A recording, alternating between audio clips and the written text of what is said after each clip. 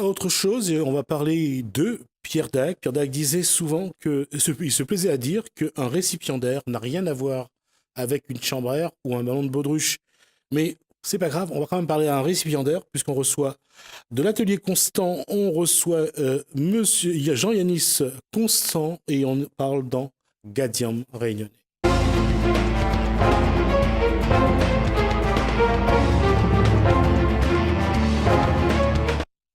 On est récipiendaire de quoi, monsieur Yanis Constant? Bonsoir. Bonsoir. On a reçu quoi comme prix finalement? Premier lauréat de Startup Weekend qui a eu lieu le mois dernier. D'accord. Puisque celui qui vous accompagne n'a pas eu le courage de venir sur ce plateau pour s'exprimer, c'est quoi Startup? Alors, Startup, c'est, si vous voulez, vous vivez en un week-end, donc depuis le vendredi soir jusqu'au dimanche soir, la vie d'un entrepreneur. Donc, la vie d'un entrepreneur, on va dire plutôt vivre l'expérience de monter sa société pendant ces 3 jours-là. C'est passé quand? Pendant le week-end du 23 au 25 février. Vous étiez combien dans ce week-end? Alors, en tout, on était 120 participants, je crois. Donc, sur 120 participants et 48 projets. Alors, quand on parle projet, c'est quoi exactement? Qu'est-ce qu'il y avait comme différents projets? Là, vous avez tout. Vous avez, comme en ce moment, on va dire l'évolution suit son cours. C'est surtout, il y avait beaucoup de projets portant sur des applications. Donc, ça peut être, il y avait un exemple sur les microclimats à La Réunion, pouvoir envoyer, on va dire, des SMS à son voisin via son portable, grâce aux applications, etc. Mais il y avait pas mal de projets. Donc, vous énumérez tous les projets, 48. Qu'est-ce que Jean-Yanis Constant a proposé? Alors, moi et mon équipe, on a proposé la pâtisserie, tout simplement. Donc, notre slogan, c'est de mettre le goût réunionnais au cœur de la pâtisserie, d'une pâtisserie traditionnelle qui est le chou. D'accord. Alors, première question, c'est quoi de la pâtisserie aujourd'hui? Parce qu'aujourd'hui, pâtisserie, il y a tellement de choses qui rentrent là-dedans. Alors, pour le jeune que vous êtes, c'est quoi de la pâtisserie? La pâtisserie, on va se référencier à M. Pierre Hermé, ou encore Didier Stéphane, ou encore les grands noms de la pâtisserie, Michalak, Adam, Christophe Adam. Donc, c'est on va dire, ces grands messieurs-là qui font et qui ont toujours fait avancer la pâtisserie. Qu'est-ce qu'ils ont créé comme produit qui aujourd'hui déjà, aujourd'hui, les papilles, les palais et les esprits? On va dire Pierre Hermé, Isafan. Donc, surtout, il est connu pour ses macarons. Donc, c'est lui qui a remis, on va dire, entre parenthèses, le macaron au goût du jour. Que depuis pas mal d'années, et puis ça continue toujours à faire autant de bonheur dans les papilles des gens, que ce soit réunionnais ou en métropole. Donc, et après, bien sûr, vous avez Christophe Adam, qui lui s'est fait connaître grâce aux éclairs. Donc, il y a eu de l'orage ce jour-là?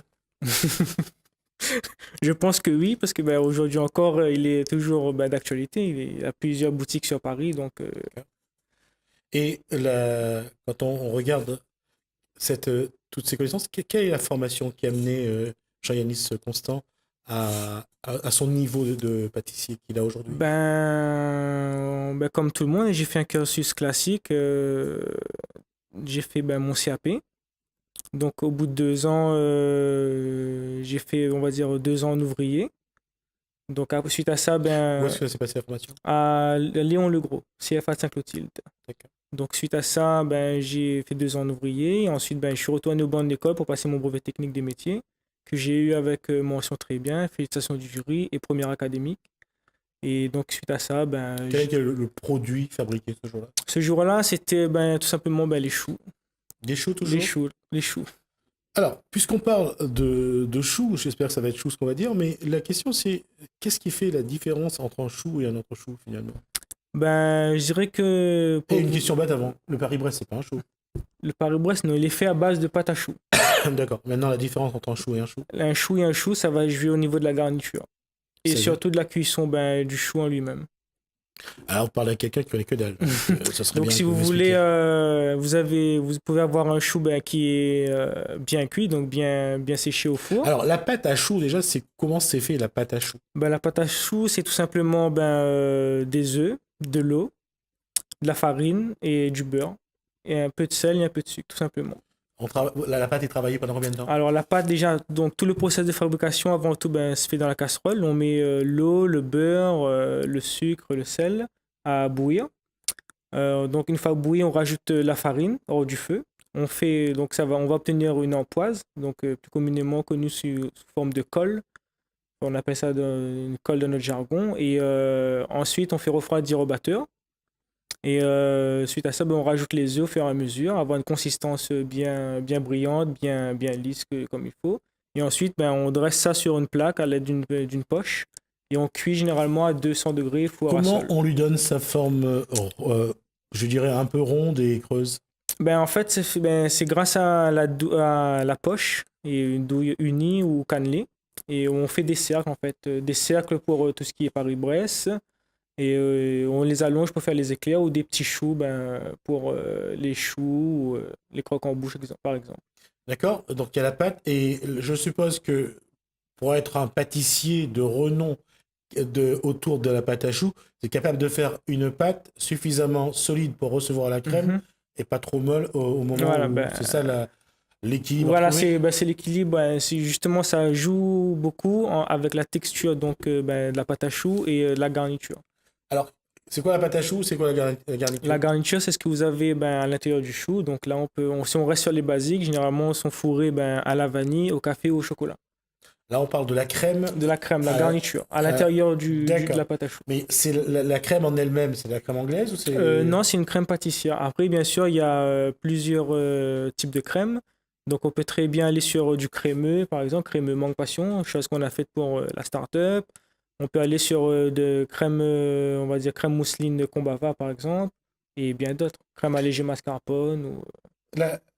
Pour connaître la texture, pour connaître le fondant, pour connaître suffisamment, je dirais ferme mais pas liquide, il y a des connaissances chimiques Non, ou scientifiques? pas forcément chimiques ni scientifiques, c'est surtout ce qu'on appelle communément le taux de main. Et ça s'apprend au fil de son expérience sur le terrain, en fait. Tout le monde peut faire. On peut avoir, si vous voulez, un exemple. On donne 10 personnes la même recette et vous aurez au final des choux totalement différents. Sûr et certain. La question, c'est sur ce concours-là, qu'est-ce que vous avez préparé comme des choux pâtissiers. Avec quelle crème ou quelle garniture? Nous, on a fait à la vanille, crème pâtissière à la vanille, crème pâtissière Combava, crème mangue passion. Et quand on dit au Combava, c'est de la peau Combava qu'on a râpé. Zesté, voilà. Zesté qu'on a mis infusé dans le lait après chinoisie et pour avoir fait la crème pâtissière. D'accord. Alors comment ça s'est passé ce week-end C'était très mouvementé, on va dire. Parce qu'en fait, le déroulement se fait depuis le vendredi, on arrive. Donc là, présentation du membre du jury. Et ensuite, suite à ça, tout le monde présente un projet ou son projet pendant 1 minute, ce qu'on appelle le pitch. Donc, on défend son produit. Suite à ça... C'est la partie la plus difficile? La partie la plus difficile. C'est de convaincre le jury? Plus difficile, oui et non. Parce qu'après, après, il faut que le chou ressemble à ce qui a été dit. Le chou, déjà le chou, mais après, aussi, une fois qu'on a passé ce pitch-là, il faut aller vendre son produit, en fait, aux côtés des autres participants. Donc, sous forme de billets, en fait, si votre projet, si les gens adhèrent à votre projet, ils vous payent en monnaie factice, on va dire. Et, c'est pas en bitcoin? Non. Et donc, suite à ça, une fois que ça se passe au cours du repas, du soir, et une fois que le repas est fini, il y a un délibéré. Et là, en fait, on donne les noms des projets qui ont été retenus grâce justement à ces billets factices pour la suite du programme. Qui c'est qui vote là? Il y a un jury particulier ou sont les candidats eux-mêmes? C'est les participants. Qui décident les participants, voilà. Qui a réussi son produit. Voilà, c'est ça. Qui son projet est viable, en fait. Finalement, tout le monde a travaillé, tout le monde avait faim et le seul qui a fait de la bouffe, c'est vous. Non, pas forcément. Non, pas forcément. En fait, faut pas, contrairement à ce qu'on pense, c'est que les gens ils réfléchissent beaucoup en fait. Ils vont pas vous donner un petit billet factice comme ça. Il y a vraiment de la recherche. Ils travaillent vraiment sur étudier votre dossier en fait, votre projet pour vous payer en parenthèse. Ça fait quoi de recevoir ce prix? Ça fait quoi? Moi j'étais beaucoup déjà satisfait de moi-même parce que ça confirmait beaucoup de choses. Et surtout que je m'y attendais pas, dans le sens où que en ayant arrivé ce jour-là, je me disais avec tous les projets, parce que ça se passait à la Technopole de Saint-Denis, avec tous les projets, on va dire en parenthèse, technologiques qu'il y avait, j'étais quand même un peu étonné que l'agroalimentaire soit quand même premier lauréat de ce concours-là, en fait. La- L'agroalimentaire, apparemment, c'est un marché qui marche bien. Aujourd'hui, quel est l'objectif de Jean-Yanis Constant? L'objectif, c'est pour l'instant de faire des tests de projet grâce au maire de Brapanon, Oui, Daniel Gontier. Daniel Gontier, qui nous a chaleureusement prêté un labo tout équipé pour pouvoir justement expérimenter on va dire nos entremets et autres pâtisseries. Donc, Voilà, combien de temps vous avez travaillé là-dessus? là, on va travailler, je pense, au moins pendant 1 an, je pense. Suite à ça, on va faire peut-être un test, vraiment voir si les gens adhèrent ou pas, grâce à la foire de Brapanon. Ouais. Ou peut-être qu'on aura un stand gratuit pour justement pouvoir présenter les produits en D'accord, on collaboration. lance tout de suite un appel à Daniel Gontier, le maire de Brapanon, donc un stand gratuit pour Monsieur Constant. Merci. La question, Jean-Yanis Constant, c'est que qu'est-ce que vous avez envie de faire aujourd'hui? Aujourd'hui, concrètement, c'est de monter ma propre enseigne. Alors, propre enseigne. J'aurais préféré déjà ma propre entreprise. Voilà. C'est pas la même chose. C'est pas la même chose, mais on C'est-à-dire va que, généraliser. Il va y avoir il va y avoir des droits d'auteur qui vont être déposés. C'est ça? Non, pas forcément les droits Non. d'auteur, mais juste le plaisir de partager mon savoir-faire avec les réunionnais. À un moment donné, si vous faites quelque chose qui sort de l'ordinaire, il va quand même mettre votre nom dessus. Oui, c'est pas le but, on va dire, ultime, mais avant tout, moi, je fais la pâtisserie parce que j'aime ça et c'est mon métier avant tout. Qu'est-ce qu'il faudrait aujourd'hui, la question, je la pose pas trop parce que est-ce que les gens aiment la pâtisserie? C'est une question qui est un peu bête. Oh, bête, non, parce que toutes les questions sont bonnes à répondre, mais je dirais que oui, les gens, c'est sûr que après, c'est ancré dans les traditions depuis longtemps. C'est un petit truc sucré à la fin d'un repas, c'est toujours bien vu. Donc, Nos parents buvaient un verre d'eau ou un mug de l'eau, et après c'est fini. Il n'y avait pas de dessert, il n'y avait rien. La question, qu'est-ce qu'il faut? Comment vous avez regardé évoluer la pâtisserie à La Réunion? Comment ça s'est fait? Difficilement. Parce qu'avant, ce qui était il y avait 2 gâteaux dans la. Mhm. Il y avait toujours le même gâteau dans les vitrines, Mhm. la pièce montée. Enfin, la pièce montée, non. Le millefeuille. Mhm. Le millefeuille ou l'éclair. Après, la pièce montée était réservée au Au mariage. mariage, ouais. C'était dans la tradition Jusqu'à réunionnaise. aujourd'hui. Oui, mais sauf qu'aujourd'hui, tout est dans la vitrine avant même d'être sur le gâteau Mhm. des mariés.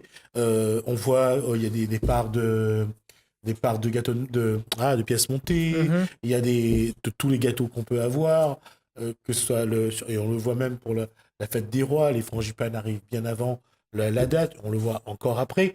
Est-ce qu'aujourd'hui, c'est dommage d'avoir séparé certaines pâtisseries de la tradition, comme la galette des rois, par Mhm. exemple? Non, je pense pâté pas. créole?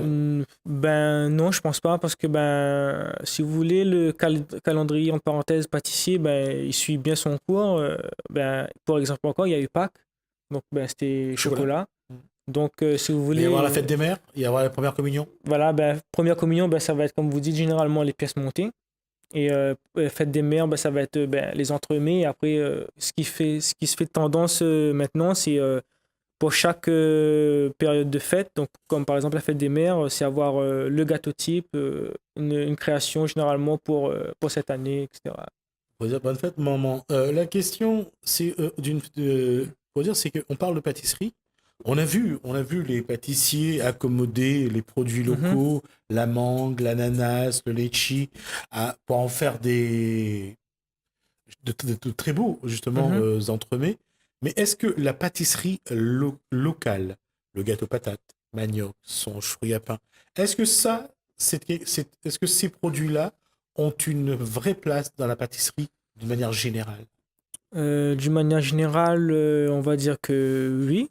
On pourrait avoir par exemple la mangue, mousse mangue ou crème anglaise à la mangue ou crème à la mangue encore.